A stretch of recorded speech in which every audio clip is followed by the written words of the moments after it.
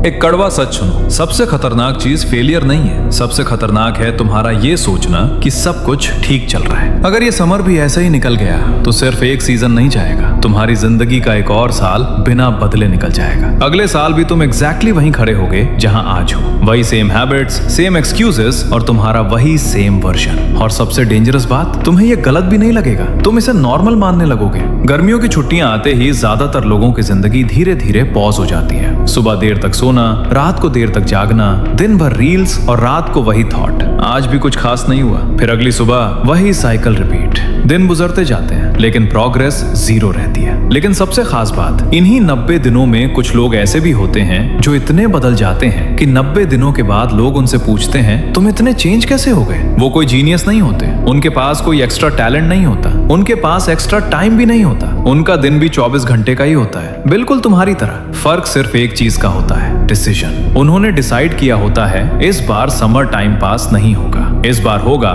Summer arc challenge. ये कोई trend नहीं है, ये कोई एस्थेटिक रूटीन भी नहीं है, ये एक इंटेंशनल फेज है। वो 90 दिन जब बाकी लोग फ्लो के साथ बह रहे होते हैं और तुम जानबूझकर अपनी लाइफ को एक नई डायरेक्शन दे रहे होते हो। लेकिन एक चीज समझ लो, समर आर्क मोटिवेशन से नहीं चलता, क्योंकि मोटिवेशन टेम्पररी होता है, आज है कल नहीं। इसे चलाता है एक स्ट्रॉन्ग सिस्टम, क्लियर स्ट्रक्चर और डेली डिसिप्लिन। और आज मैं तुम्हें 7 ऐसे प्रिंसिपल्स बताऊंगा जो इन 90 दिनों को पूरी तरह बदल सकते हैं। और याद रखो, 6th और 7th रूल सबसे ज्यादा पावरफुल है, उन्हें बिल्कुल भी मिस मत करना। Number 1, define your summer identity. गर्मियां शुरू होने से पहले ज्यादातर लोग एक लंबी लिस्ट बनाते हैं, ये करूंगा, वो करूंगा, ये पढ़ूंगा, ये सीखूंगा, और 2 हफ्तों में वो लिस्ट कहीं गुम हो जाती है। क्यों? क्योंकि उन्होंने गोल सेट किया था, आइडेंटिटी नहीं। गोल्स तुम्हें एक फिनिश लाइन देते हैं, लेकिन आइडेंटिटी तुम्हें एक डायरेक्शन देती है। फर्क समझो, मुझे फिट होना है, ये गोल है। मैं वो इंसान हूं जो रोज अपनी बॉडी मूव करता है, ये आइडेंटिटी है। मुझे अपनी रैंक इंप्रूव करनी है,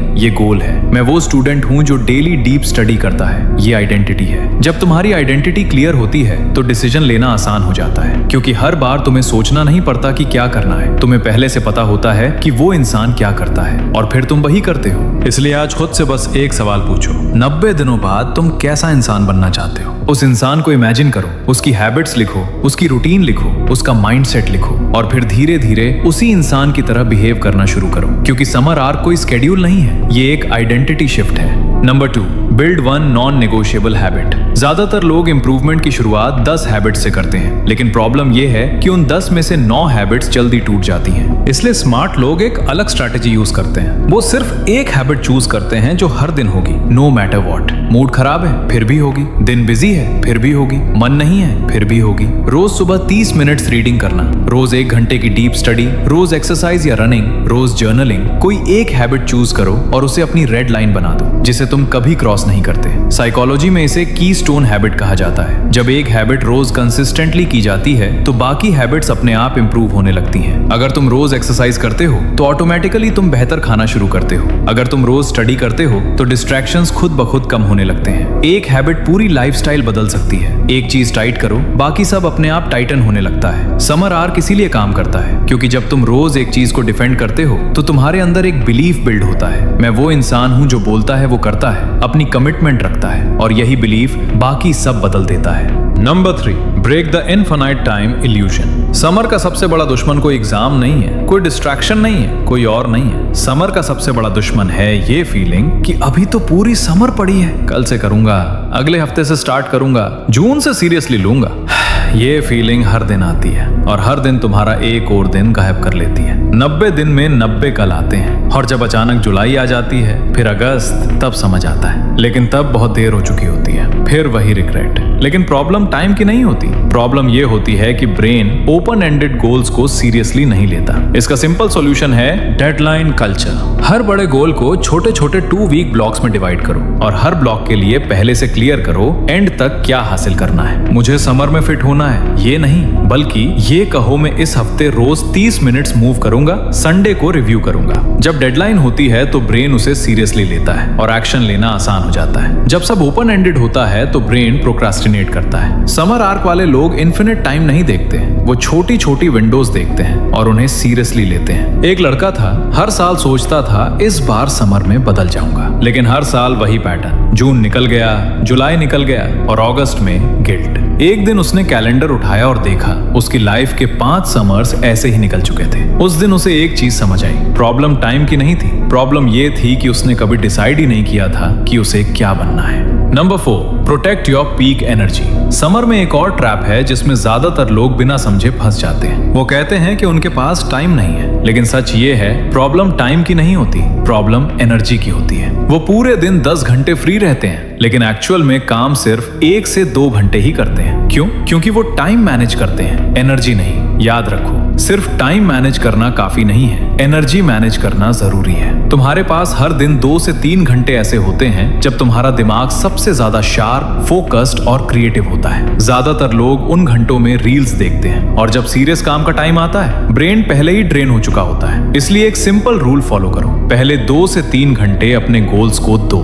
कोई सोशल मीडिया नहीं, कोई व्हाट्सएप नहीं, सारी डिस्ट्रैक्शंस बंद। सिर्फ उस काम पर फोकस करो जो तुम्हारे समर आर्क के लिए सबसे ज्यादा मैटर करता है, जो तुम्हारे फ्यूचर को सबसे ज्यादा इंपैक्ट करेगा। बाकी सब बाद में, क्योंकि जो लोग अपना पीक टाइम प्रोटेक्ट करते हैं वो कम टाइम में उतना हासिल कर लेते हैं जितना बाकी लोग पूरे साल में भी नहीं कर पाते। Number 5, do a daily honest audit. ये वो हैबिट है जो समर आर्क को रियलिटी में काम कराती है, और यही वो हैबिट है जिसे लोग सबसे पहले स्किप करते हैं। समर आर्क में परफेक्शन जरूरी नहीं है, कंसिस्टेंसी जरूरी है, और कंसिस्टेंसी मेंटेन करने का सबसे पावरफुल टूल है नाइट ऑडिट। हर रात सोने से पहले सिर्फ 5 मिनट एक ऑनेस्ट ऑडिट करो। खुद से 3 सवाल पूछो। आज मैंने क्या किया जो उस इंसान के करीब ले गया जो मैं बनना चाहता हूँ? आज मैंने क्या अवॉइड किया जो मुझे करना था? और कल मैं क्या बेटर कर सकता हूँ? ये ऑडिट तुम्हें जज नहीं करता, ये तुम्हें सही डायरेक्शन देता है, क्योंकि समर आर्क परफेक्ट होने के बारे में नहीं है, ये हर दिन खुद को थोड़ा थोड़ा बेटर करने के बारे में है। जो लोग रात को खुद से ऑनेस्ट रहते हैं वो सुबह ज्यादा क्लैरिटी के साथ उठते हैं। वो अपनी गलतियां रिपीट नहीं करते, वो धीरे धीरे वही इंसान बनते हैं जो वो बनना चाहते थे। सिर्फ 5 मिनट्स हर रात और पूरी समर बदल सकती है। ये प्रोसेस सिंपल लगता है, लेकिन इसका इम्पैक्ट बहुत डीप होता है, क्योंकि जब तुम खुद के साथ ऑनेस्ट होते हो तो तुम धीरे धीरे इंप्रूव होने लगते हो। Number 6, control your environment. ये वो बात है जो कोई नहीं बताता, लेकिन ये सबसे ज्यादा मैटर करती है। समर में तुम्हारे पास अचानक बहुत टाइम होता है, और उस टाइम में तुम किसके साथ हो यही डिसाइड करता है कि तुम कौन बनोगे। साइकोलॉजी में कॉन्सेप्ट है सोशल कॉन्टेजियन, यानी हम उन लोगों जैसे बन जाते हैं जिनके साथ हम सबसे ज्यादा टाइम बिताते हैं। अगर तुम्हारे आसपास के लोग हर दिन टाइम वेस्ट कर रहे हो, हर प्लान को बाद में कह रहे हो, तो चाहे तुम कितने भी मोटिवेटेड क्यों ना हो, धीरे धीरे तुम भी अनकॉन्शियसली उसी डायरेक्शन में खिंचने लगते हो। यानी हैबिट्स भी वायरसेस की तरह स्प्रेड होती हैं। इसलिए इस समर बस एक काम करो, अपने सर्कल को ऑनेस्टली ऑब्जर्व करो। ये इसलिए नहीं है कि किसी को जज करो, बल्कि इसलिए है कि तुम खुद को प्रोटेक्ट कर सको। कौन लोग तुम्हें पुश करते हैं, कौन लोग तुम्हें डिस्ट्रैक्ट करते हैं। जो लोग तुम्हें ट्रेन करते हैं उनसे डिस्टेंस बनाओ, जो लोग तुम्हें पुश करते हैं उन्हें क्लोजर लाओ, जो लोग तुम्हें ग्रो करने में मदद करते हैं उनके साथ ज्यादा टाइम बिताओ। और अगर ऐसा कोई नहीं है तुम्हारी लाइफ में, तो बुक्स को अपना सर्कल बना लो, पॉडकास्ट सुनो, उन लोगों की स्टोरीज पढ़ो जो वो बन चुके हैं जो तुम बनना चाहते हो, क्योंकि तुम्हारा एनवायरनमेंट तुम्हारे विल पावर से ज्यादा पावरफुल होता है। एनवायरनमेंट को डिजाइन करो और समर खुद शेप लेने लगेगी। Number 7, write a letter to your future self. ये सुनने में सिंपल लगेगा, लेकिन ये साइकोलॉजिकली सबसे पावरफुल एक्सरसाइज है जो तुम इस समर कर सकते हो। आज अभी एक लेटर लिखो 90 डेज बाद वाले तुमको। उसमें लिखो इस समर तुमने क्या किया, कौन सी हैबिट्स बिल्ड की, कहां स्ट्रगल किया और कैसे वापस आए, और 90 दिनों के बाद तुम कैसा फील कर रहे हो। ये लेटर झूठ नहीं बोलता, ये तुम्हें रोज याद दिलाता है कि तुमने खुद से एक प्रॉमिस किया था। रिसर्च बताती है कि जब हम अपने फ्यूचर सेल्फ को क्लियरली इमेजिन करते हैं तो हमारे प्रेजेंट डिसीजंस ऑटोमेटिकली बेटर होने लगते हैं, क्योंकि तब तुम सिर्फ आज के कंफर्ट के बारे में नहीं सोचते, तुम उस इंसान के बारे में सोचते हो जो तुम बनने वाले हो। वो लेटर लिखो, उसे कहीं सेफ रखो और 90 दिनों के बाद उसे खोल कर पढ़ो। उस दिन तुम्हें पता चलेगा समर आर्क सिर्फ 90 दिन नहीं था, वो तुम्हारी पूरी जिंदगी का एक टर्निंग पॉइंट था।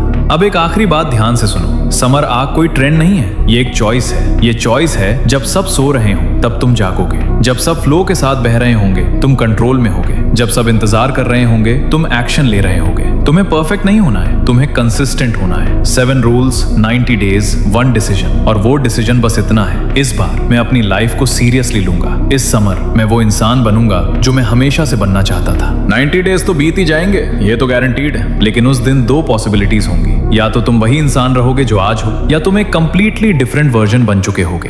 फर्क टैलेंट का बिल्कुल भी नहीं होगा, फर्क लक का नहीं होगा, फर्क इस समर का होगा, फर्क इन 90 दिनों का होगा। फर्क सिर्फ एक चीज का होगा, वो डिसीजन जो तुम आज अभी इसी वक्त लेने वाले हो। चैनल को सब्सक्राइब करो और अभी डिसाइड करो, स्क्रॉल करके भूल जाना है या इस बार सच में बदलना है। अगर तुम सीरियस हो तो कमेंट में सिर्फ एक वर्ड लिखो, डिसाइड, क्योंकि चेंज इंफॉर्मेशन से नहीं आता, डिसीजन से आता है।